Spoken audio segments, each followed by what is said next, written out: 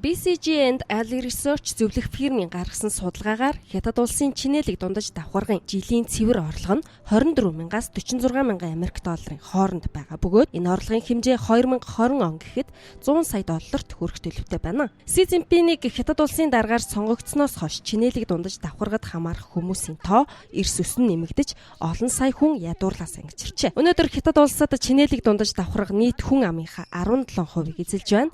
Энэ тоо 5 жилийн өмнө 7% байсан. Хятад улсын дарга Си Цзиньпин 2015 онд дэлхийн ядуурлыг бууруулах хөгжлийн форумын үеэр 2020 он гэхэд Хятад улсын ядуурлыг үндсээр нь устгах хэмээн мэдэгдсэн. Өнгөрсөн 15 жилийн хугацаанд Хятад улс 600 сая гаруй иргэнийг ядуурлаас гаргасан байна. Энэ амжилт нь Хятад улсыг 2015 оноос өмнө ядуурлыг бууруулах анхны мянганы хөгжлийн зорилтыг биелүүлсэн анхны хөгжиж буй орн болгосон. Хятад улс шинэ эрдэнэ рүү орж байна. Ирээдүйд Хятадыг хөдөлгөх хамгийн гол тулгуур нь чинээлэг дундаж давхарга байх болно гэж их сурвалж онцолжээ. Чинээлэг дундаж давхарга нь Хятад улсын хот суурин газрын нийт хэрэглээний 55%-ийг эзэлж байгаа бөгөөд энэ тоо 2020 онд 81% хүрэх төлөвтэй байна. Бээжин, Шанхай, Гуанчжоу зэргийн нэг шатлалтай хотуудтай харьцуулахад их газрын Хятадын жижиг хотуудад чинээлэг худалдан авагчдын тоо нэмэгдэх төлөвтэй байна. Сүүлийн жилүүдэд Хятад улсад дотоодын нийт бүтээгдэхүүний өсөлт буурсан бөгөөд үүнтэй зэрэгцэн эдийн засгийн бүтцийн өөрчлөлт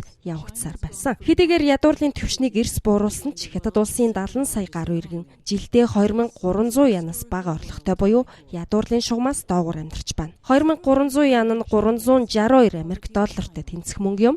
Дэлхийд эдийн засгаараа 2 дугаарт ордог Хятад улс дахь баян ядуу хүмүүсийн ялгаа.